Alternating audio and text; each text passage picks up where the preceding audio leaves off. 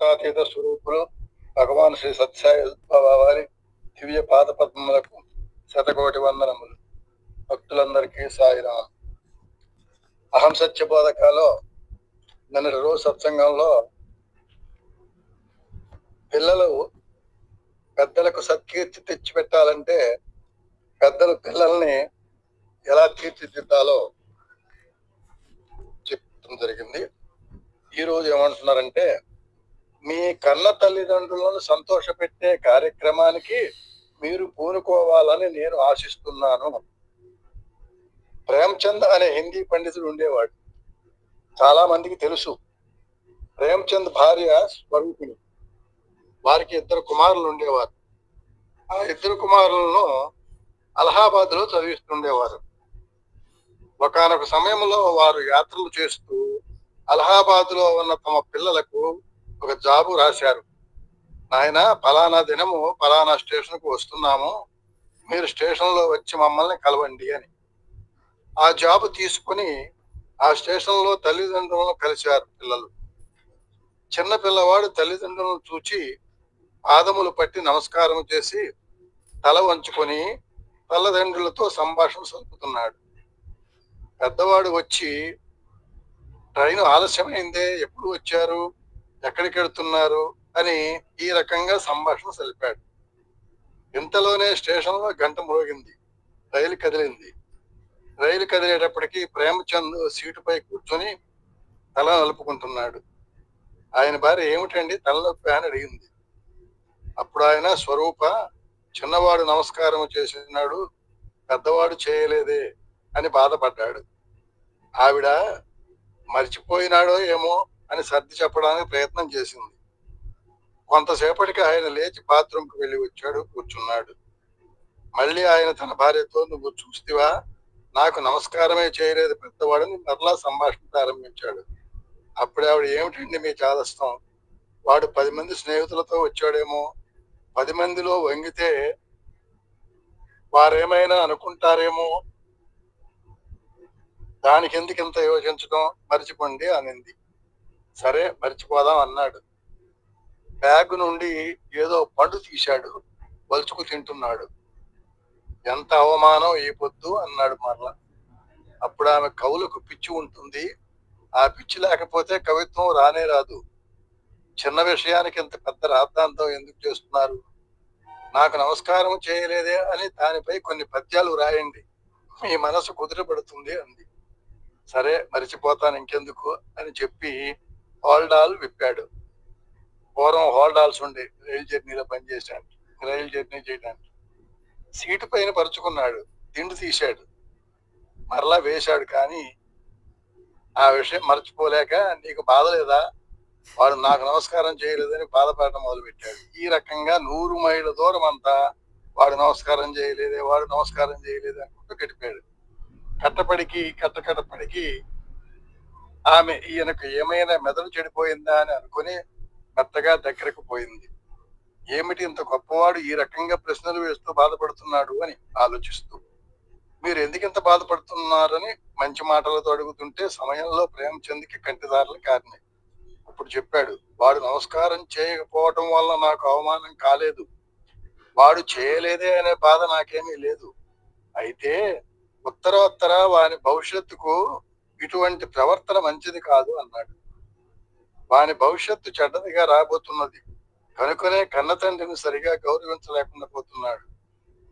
ఇది వాని భవిష్యత్తుకు ఒక చిహ్నము మాత్రమే అని నాకు బాధ కలుగుతున్నది అన్నాడు. అనగా, ఈనాడు తల్లిదండ్రులను పిల్లలు గౌరవించకపోతే భవిష్యత్తులో వారికి సుఖశాంతులు లభించవు. అందువలననే మన భారతీయ సంస్కృతిలో మాతృదేవో భవ, పితృదేవో భవ అని రెండింటిని 2 ప్రధాన నేత్రములుగా అందించారు. ఇది భారతీయ సంస్కృతి యొక్క పరమార్థము. అంత పవిత్రమైన ఆదేశాలను మనం గౌరవించకపోతే మనకింక సృష్టి అంతా అంధకారమే. పరమాత్మని ఆరాధన సల్పకపోయినప్పటికీ పర్వాలేదు, కానీ మాతాపితరులను ప్రసన్నులను చేసే ప్రయత్నానికి మీరు పూనుకున్నారంటే ఇంతకంటే పరమార్థము లేదు. కనుక మీరు కన్న తల్లిదండ్రులను ఆనంద పెట్టే కార్యక్రమమునకు పూనుకోవాలని ఆశిస్తూ ఆశీర్వదిస్తూ నా ఉపన్యాసం ముగిస్తాను అని ఆపారు.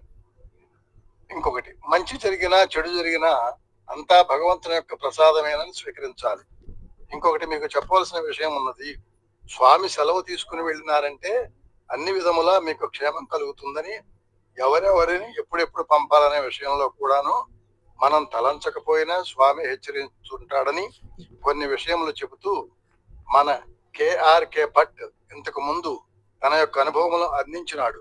నాకు చెప్పకపోయినా నా భార్యను పిలిచి మధురకు వెళ్ళండి, అక్కడ కొన్ని అవసరమైన కార్యముల నిమిత్తంగా అని హెచ్చరిస్తున్నాడు అని తెలియజేశాడు.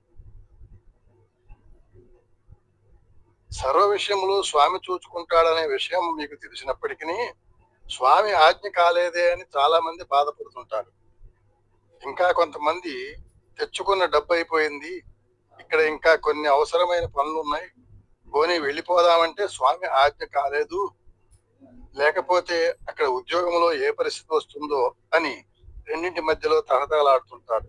కనుక నేను సాధారణంగా అందరికీ సహజంగా ఇచ్చే ఆజ్ఞ ఏమిటంటే, వారి వారి అనుకూలములను పురస్కరించుకొని వారి వారి ఆనందమును అనుసరించి ఎవరైనా ఊళ్ళకు వెళ్ళవలసిన వారు ఇదే స్వామి ఆజ్ఞగా భావించి మీ గ్రామములకు వెళ్ళి విన్న విషయాన్ని, తెలుసుకున్న విషయాన్ని అంతో ఎంతో ఆచరణలో పెట్టి జీవితంలో సుఖశాంతులు అనుభవిస్తూ భారతీయ సంస్కృతి యొక్క విశిష్టతను మన పిల్లలకు బోధిస్తూ మీ జన్మము పవిత్రమైన రీతిగా మార్చుకోగలరని ఆశిస్తున్నాను.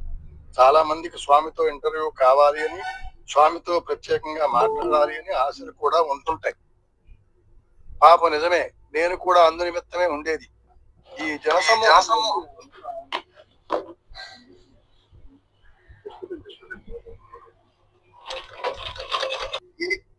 ఈ జనసమూహము లోపల ఒక్కొక్కరికి ప్రత్యేకంగా సమయం ఇవ్వాలనుకుంటే చాలా సమయం పడుతుంది. ఇది సాధ్యపడే విషయం కాదు. కనుక ఈ పర్వదినములలో స్వామి ఉపన్యాసములలో మీరు విన్న విషయములు జ్ఞప్తికి తెచ్చుకొని దానినే స్వామి ప్రసాదంగా భావించుకొని ప్రయాణ సమయంలో సంభాషణలు సలుపుకోవచ్చును. మీ సందేహాలు స్వామిని అడిగితేనే మీ కోరిక తీరుతుందనే భావం పెట్టుకోకుండా స్వామి అందరి హృదయములలో చేరి వారి వారి అభీష్టాలు ఫలసిద్ధి అయ్యేటట్లు చేస్తాడు అనే విశ్వాసంతో ఉండండి. ఏ కారణం చేతనైనా మీ కోరికలు కొన్ని తీరక ఏవైనా కొన్ని ఫలములు కలగకుండా పోతే ఇవి కూడాను మన మంచి కోసమే జరిగాయని, మంచి జరిగినా చెడ్డ జరిగినా అదంతా భగవంతుని యొక్క ప్రసాదమే అనుకుని తాత్కాలికంగా కలిగిన బాధలను మీరు యోచించకుండా ఇది మన మంచి కోసమే వచ్చిందని భావించుకున్నారనుకోండి, అదే గొప్ప ఫలంగా ఉంటుందని నేను మీకు బోధిస్తూ నామస్మరణ మొదలు పెడతాను. ఏవో కొన్ని రకములైన వ్యాధులతో బాధపడుతున్న వారు తిరిగి ఇక్కడికి రాలేని పరిస్థితిలో ఉన్నవారు కొందరు ఇక్కడ ఉండవచ్చు. రేపటి దినము అటువంటి వారు ముందు వైపున కూర్చుంటే అలాంటి రోగ పీడితులైన వారిని ముందుగా చూచి తదుపరి మీ అవసరాలను పురస్కరించుకుని ఇంకా కొంతకాలం వరకు ఉండవచ్చు అనుకునేవారు ఉంటే వారికి కూడాను ప్రత్యేకమైన సంభాషణ సలిపే అవకాశం అందిస్తాను. అయితే మీ కార్యకలాపములకు అడ్డులేని రీతిగా మీరు నడుచుకోవాలని నేను ఆశిస్తున్నాను. అవసరమైన పనులున్నవారు ఇదే స్వామి కోరికగా మీరు భావించుకుని మీకు అన్ని విధములా స్వామి తోడుగా ఉంటాడు కనుక మీ స్వస్థలాలకు మీరు వెళ్ళిరండి. వ్యాధిగ్రస్తులను వాలంటీర్లు ఒకవైపున కూర్చోబెడితే వారిని ప్రప్రథమములో చూచి వారిని సంతోషపరిచి పంపుతాను. ఈ 3 దినములు మీకు అందించిన ఆధ్యాత్మిక రత్నాల్ని మీ హృదయము లోపల భద్రము చేసుకుని మధ్య మధ్య దుర్గుణములు అనే దొంగలకు చిక్కకుండా చూచుకోవాలని నేను ఆశిస్తూ మిమ్మల్ని ఆశీర్వదిస్తూ నా ప్రసంగాన్ని విరమిస్తున్నాను అని 1969 జన్మదినోత్సవం 23 నవంబర్ సాయంత్రం స్వామివారు ఇచ్చినటువంటి సందేశం పూర్తయింది. సాయిరామండి.